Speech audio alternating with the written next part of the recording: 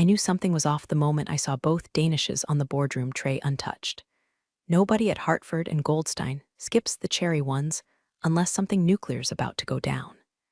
And sure enough, my father cleared his throat with that smug little wheeze of his, the one he uses when he's about to shove a knife in with a handshake. "We'd like to congratulate Tyler on becoming our newest partner," he said. He was announcing a gender reveal for a baby goat. Silence. The kind that stretches like old gum under a diner booth. Tyler, the same Tyler who once accidentally emailed a client asking if they wanted hookers or hookups for the Vegas conference, flashed his capped smile like a quarterback with CTE and no clue where he was. He stood up too fast, hit his knee on the damn conference table, and still said, "Wow, honored beyond honored, Pops." Pops. This was a little league trophy, and not the culmination of 14 years of me dragging this family firm across glass and fire. My father glanced toward me like he expected a standing ovation. "This isn't just about the now, sweetheart. It's about the future. Family legacy. Next generation leadership." Words so hollow they echoed inside my ribcage. Legacy. Right. If you're still here, and I know 95% of y'all are lurking without subscribing, help a girl out. I'm trying to hit my first ever 10,000 subs, and it would mean the damn world. You get more chaos, more stories, and I get to keep flipping the bird to nepotism in style. Anyway, I didn't flinch. Didn't cry. I stood up so calmly even the walls felt embarrassed. Walked over to my idiot brother, stuck out my hand, and gave him a handshake so deliberate, so firm, I felt the tiny bones in his fingers crackle like stale pretzels. Fake grin twitched, just for a second, and I leaned in close. "Congrats, partner," I whispered. "Hope you can remember which clients you still owe apologies to." I stopped keeping the list after 40. He chuckled, but it came out strained. Everyone laughed nervously. My father was already launching into some garbage about succession plans and Tyler's modern vision, like this place wasn't built on my blood, insomnia, and caffeine-induced arrhythmias. I turned and walked out. No drama, no raised voices. Just the click of my heels on that overpriced marble tile and a glance, just one, at the wall of framed awards by the elevators. 46 of them. 39 had my name somewhere on the submission paperwork, but I wasn't even a partner. I paused, took a breath. The elevator arrived. I stepped in. Alone. And for the first time in 14 years, I didn't hit B2 client archives like muscle memory. I hit lobby. That was the moment I quit. Not with an email, not with a screaming match, but with silence. The kind that roars louder than any resignation letter ever could. I didn't cry in the elevator. That would have given them too much credit. I didn't rage smash a Starbucks cup or text my therapist either. I went home, pulled into my driveway like it was any other Thursday, and sat in my car for 10 minutes watching a squirrel try to fistfight a plastic flamingo in my neighbor's yard. Somehow, that made more sense than what had just happened. Inside, the air felt still, like even the furniture was waiting to see if I'd scream. I didn't. I walked past the kitchen, past the stack of mail that still had my dad's dumb holiday newsletter unopened, and went straight to my desk. Not the kitchen table, not the couch, the desk. The one I bought after closing our firm's biggest account. The one I assembled myself because Tyler couldn't be bothered to help and claimed dire gluten poisoning from a bagel. I sat down, opened LinkedIn, and I didn't post a long dramatic manifesto. No passive-aggressive #new beginnings crap. No vague I'm choosing myself rant. Just 4 words in a quiet little update box, exploring new opportunities. That was it. But those 4 words hit like a bullet wrapped in silk. Within 20 minutes, my phone buzzed with a notification from someone at Dreyfus and Sloan. Then another. By the time I microwaved some leftover Kung Pao chicken and changed into my "I'm fine, this is fine" sweatpants, 3 different recruiters had messaged me. One even sent a bouquet of virtual flowers with the message, "Been waiting for this day." Pathetic how much that felt like closure. Around 7:30, I opened a bottle of wine that had been sitting unopened since the night I pulled my 3rd all-nighter trying to fix the fallout from Tyler's shipping invoice screw-up. He'd entered the wrong port code and accidentally rerouted $40 million worth of equipment to the wrong hemisphere. I covered for him, ate the blame, took the call from the client at 2 a.m. and promised it wouldn't happen again.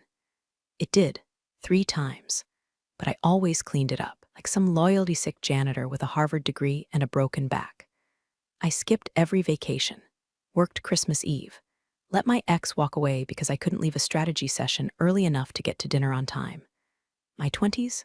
Gone, my 30s, blurred behind spreadsheets, red-eye flights, and boardrooms full of men who only ever looked at my chest or my client list.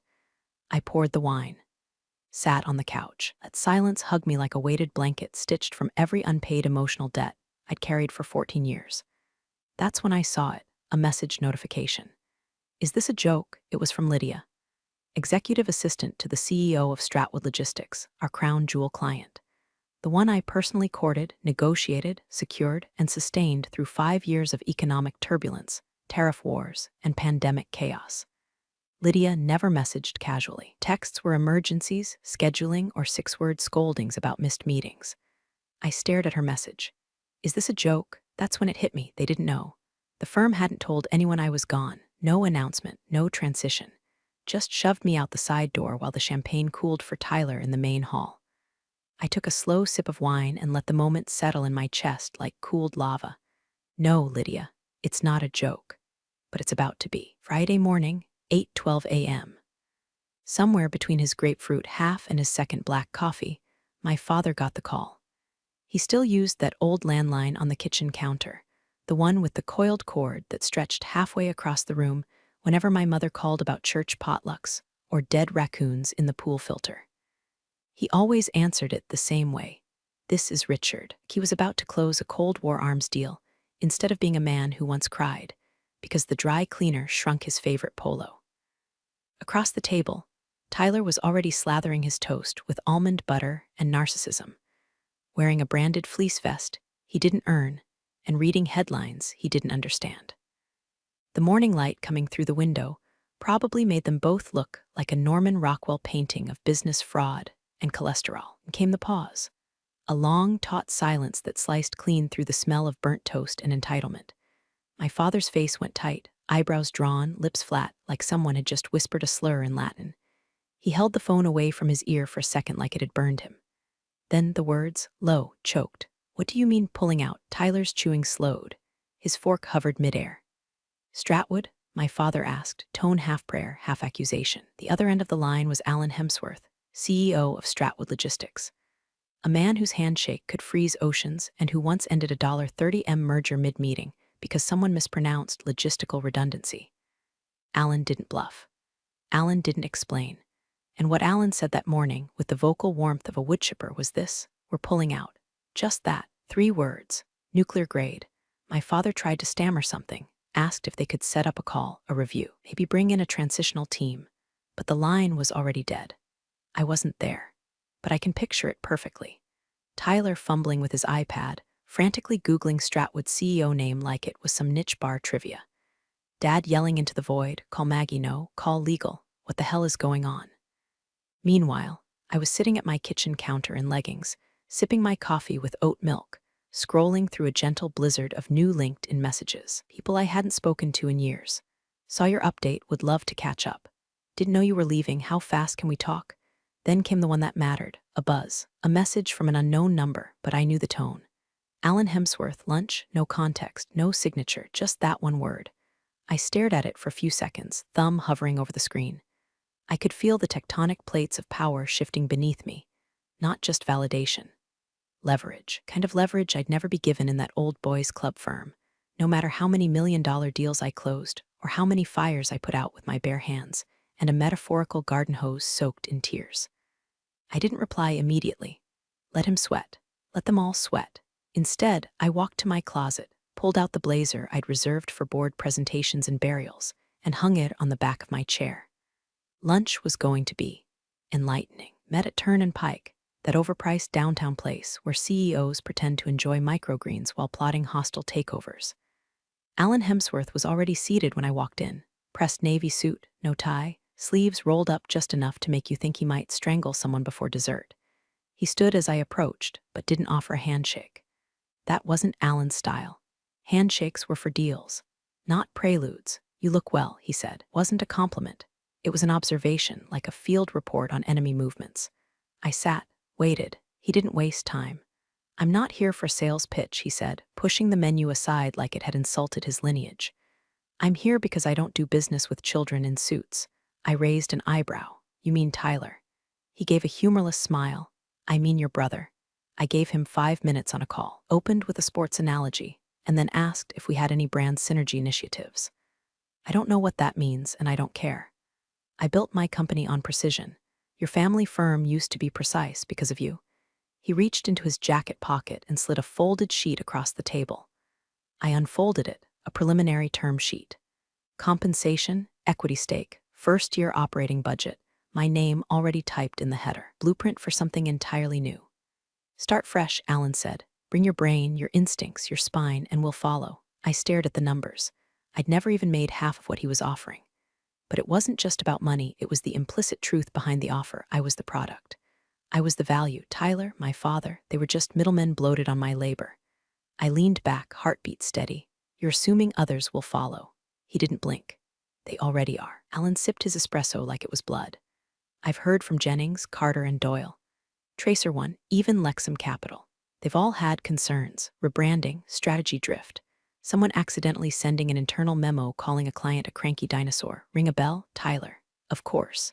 So, Alan continued, the question isn't whether we move. The question is whether you lead. I felt like I was hovering above my own body.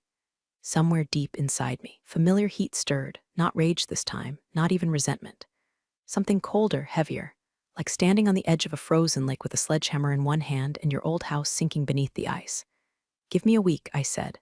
Alan nodded once, stood up, and left without shaking my hand. Again, not a deal yet. The check was already paid. Of course it was.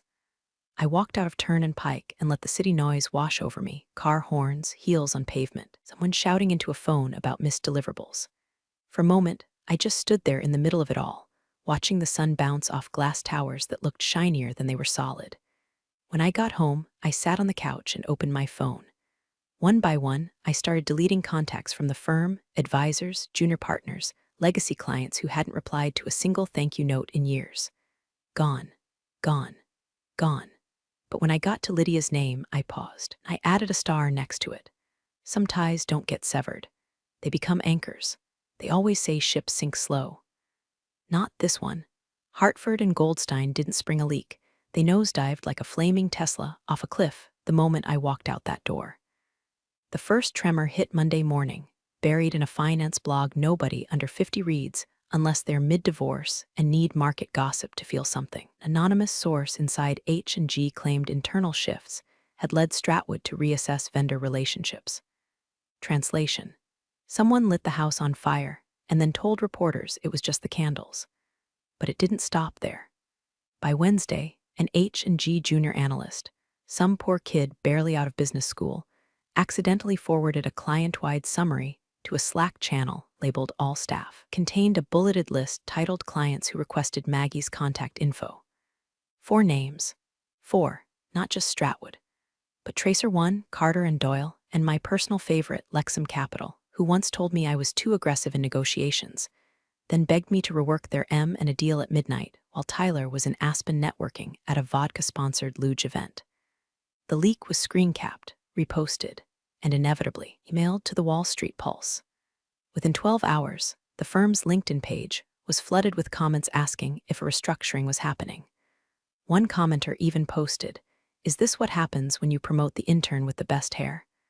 Tyler, ever the golden retriever with a lobotomy, panicked and went full damage control. He posted a firm-wide PR statement that read like ChatGPT's evil twin wrote it while vaping Monster Energy. It started with, "In these uncertain economic times, market turbulence and global realignments require adaptive, resilient vision," and ended with, "We remain committed to legacy and forward-thinking partnership building, despite some regrettable transitions." Regrettable transitions. I read it while sipping green tea from a mug that said "World's Okayest Daughter" and laughed so hard I almost choked. Legacy. That word again. We're still clinging to it like it was a lifeboat instead of the anchor that was dragging them under. Meanwhile, Alan Hemsworth and I weren't just having lunch anymore, we were drawing battle lines. We met again in his office. This time, no espresso, no small talk, just papers, contracts, real numbers. I was given a founder's stake, autonomy, full creative and operational control. We picked a name, my name, and settled on a tight, agile team built around actual skill, not bloodlines and golf buddies. The new shop would focus on strategic crisis reengineering. The kind of work I was already doing at H&G, but now I'd get the credit and the profits. Alan handed me a pen, silver and heavy, probably stolen from a CEO summit somewhere. "You sure?" he asked. I didn't hesitate. "They built a glass house on my foundation, Alan. Now they're surprised it shatters every time someone breathes on it." I signed. And just like that, I wasn't the daughter anymore. Wasn't the fixer in the shadows, wasn't the apology email at 1:03 a.m. I was the architect, the storm. When I left Alan's office that day, the sky broke open with a flash summer downpour. Most people ran for cover. I walked right into it. Corporate betrayals never bleed like movies.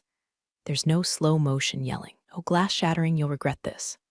It happens in silence, in red lines, blind carbon copies, and carefully worded subject lines. And I was about to orchestrate my own little coup de finesse. I hired a lawyer who wore tortoiseshell glasses and spoke like every sentence was a chess move. Clara Simmons, ex-regulatory, ex-Securities Commission, and rumored to have buried 3 hedge fund lawsuits in less time than it takes to bake banana bread. She reviewed my old contract like it was a confession. "You're clean," she said after an hour. "No enforceable non-competes. No solicitation clause, but only for 12-month window and only direct contact. If they come to you unprompted, that's not poaching. That's gravity." I grinned, and the NDA, Clara smirked. "Void the moment they promoted your brother without equitable process. You weren't consulted. They breached internal policy. Their mistake. 14 years of tight-lipped loyalty, undone in a single misstep by a man who still used Comic Sans and PowerPoint. But the real bloodletting came a week later. While organizing legacy files for our new boutique firm, I reviewed several compliance documents tied to Lexam Capital's Q4 restructure. Tyler had supposedly closed that file after I left, but someone had overwritten my work. Sloppily. Wrong invoice codes. Mismatched timestamps. Worst of all, a signature, my signature. On an amended compliance memo I never wrote, forged and not well. The G in Maggie looped the wrong way like it was drawn by a bored frat boy mimicking cursive. That idiot couldn't even fake my name right. I triple-checked. PDF metadata showed it was modified from Tyler's account. Sloppy, careless, dumb, and illegal. For a moment, I didn't feel anger. I felt clarity. This was no longer just about stolen promotions or broken promises. This was about rot. Institutional decay wrapped in a family crest. I opened a new email account. No name, no tags, just a dead-drop inbox that forwarded to H&G Tech's internal legal team. Attached the doctored document. Highlighted the metadata. No commentary, no explanation. Subject line, due diligence. I sent it, then closed the laptop. Fallout wouldn't be instant, but it would be loud.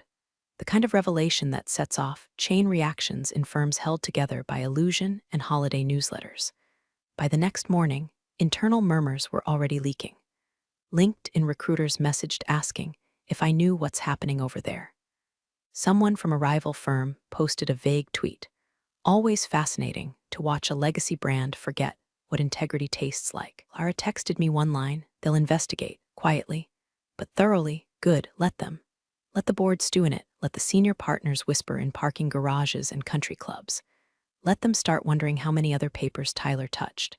I didn't need to expose him. I just needed to nudge. Public trust doesn't die in fire. It dies in doubt. It started with a LinkedIn post from Carter and Doyle's former VP of Ops. Just a harmless little congrats to Maggie R. for her bold new venture. Vision like hers doesn't stay boxed in. No hashtags, no hard pitch.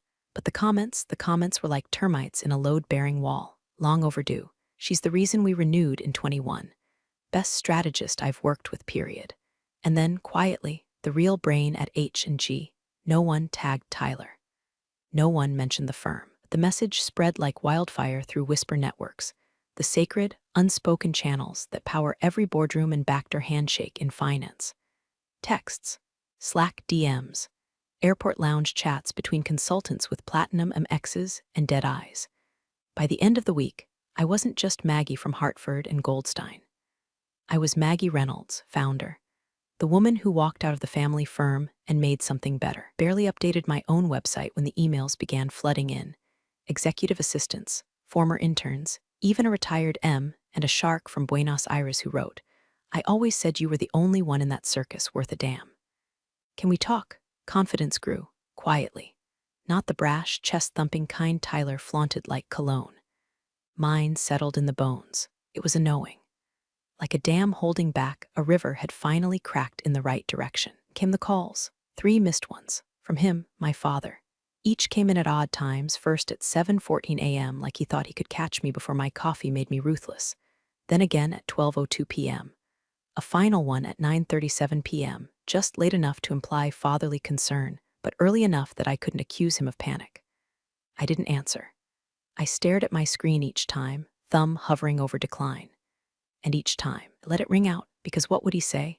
That he was proud of me, that he made a mistake, that he now realized Tyler couldn't find his own ass with both hands and a GPS. Too little, too late. But grief still crept in uninvited, not for him, for what could have been. For the version of this story where he saw my worth before the market had to scream it at him. That night, Clara called. "Pack something sharp," she said. "Excuse me. Been invited to the Valencia Summit." I nearly dropped my phone. The Valencia Finance Leadership Summit wasn't just an event, it was the event. 3 days, black tie dinners, fireside panels. The kind of place where generational wealth kisses up to generational strategy. I wasn't just attending. I was the closing keynote. My session title, When Legacy Fails, Building New Empires from Broken Blueprints. I laughed. It echoed too long in the empty house. Girl who used to file her brother's compliance reports in silence was now headlining an event that used to blacklist people like me. I closed my laptop, poured 1 glass of scotch, sat by the window and watched the city blink and breathe. Let them whisper. I'd become the headline. The Valencia Summit Gala was held at the Orpheus Grand, a glass monstrosity that looked like a luxury spaceship parked in the middle of downtown. Every chandelier cost more than my first salary, and the valet line included at least 3 Aston Martins. It was the kind of event where legacy firms go to preen, polish, and politely pat each other on the back, while the industry pretends not to be bleeding from the inside. Hartford and Goldstein was being honored for legacy impact. There it was, printed right on the program in embossed serif font, like a eulogy pretending to be a compliment. Underneath, Richard Goldstein, founder, and Tyler Goldstein, partner. My stomach didn't churn. I'd long since stopped giving my body the luxury of protest. I walked in from the side entrance, not with the crowd, not through the press rope. I wasn't a guest. I was keynote. No table assignment, no name badge. Just a silver mic waiting for me after dessert, like a dagger sheathed in white linen. They seated H and G at table 4, front center, facing the stage. Caught them out of the corner of my eye as I stood in the wings. My father wore his usual navy suit with that burgundy tie he thought screamed gravitas. Tyler looked stiff, underdressed, and overcompensating. He kept checking his watch, unaware that time had already abandoned him. When the MC called my name, the room shifted. Chairs turned. Heads swiveled. A few gasps slipped through lipstick smiles. Please welcome our closing speaker, founder and CEO of Reynolds Strategic Group, Maggie Reynolds. The applause was polite, almost uncertain. That's what happens when the room's not sure if you're here to bless or bury them. I took the stage slowly, letting the weight of heels and silence settle into the carpet. I looked out at the sea of sequins, cufflinks, and false memories. Then I began. I want to talk about vision, not the kind you put in pitch decks. I mean the kind you bury, the kind that gets overlooked, underestimated, edited out of company bios, and passed off as someone else's intuition. No names, just wounds with clean edges. Sometimes vision is stolen. Sometimes it's inherited by people who can't carry it. And sometimes, if you're lucky, vision gets reclaimed. I didn't pace. I didn't raise my voice. I let the words cut on their own. Quiet blades slip deeper. Told the story of a strategist who spent years inside a firm she didn't own, building futures she never got credit for.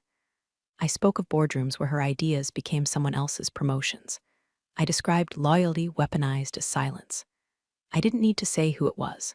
The whole damn room knew. And then I looked at table 4, right at my father.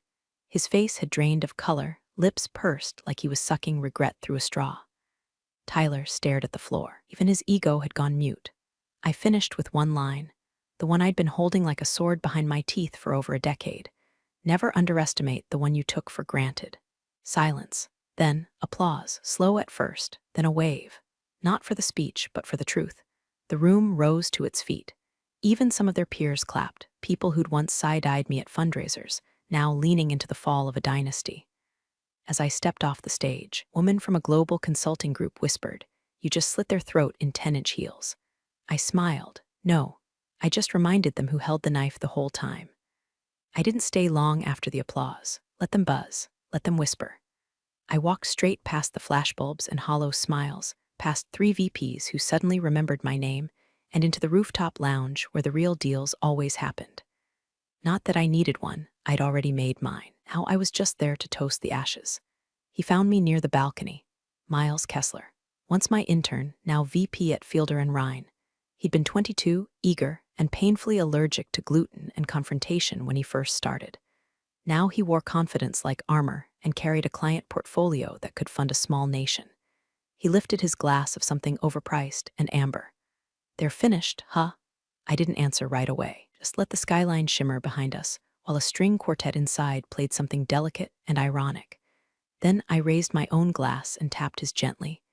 They were finished the moment they mistook loyalty for weakness. Miles laughed. "Your brother's already trending on industry Twitter." Someone posted a clip of his market turbulence speech with clown horns dubbed in. I smiled, but didn't gloat. Not out loud. That kind of triumph needed to stay cold to burn right. Meanwhile, across town, in the same paneled office where my father once told me to be patient, he sat alone, replaying a voicemail on speaker for the 5th time. "Richard, this is Alan Hemsworth. Just wanted to make it official, we're pulling out. No hard feelings. Business is business." His assistant had quit that morning. 3 junior staffers followed. The firm's legal team requested a meeting with the board. He was starting to see the cracks, not the ones in the structure, in the silence. The kind of cracks that let rot seep through. Back in my suite, I kicked off my heels, poured a glass of water, and opened my inbox. There it was.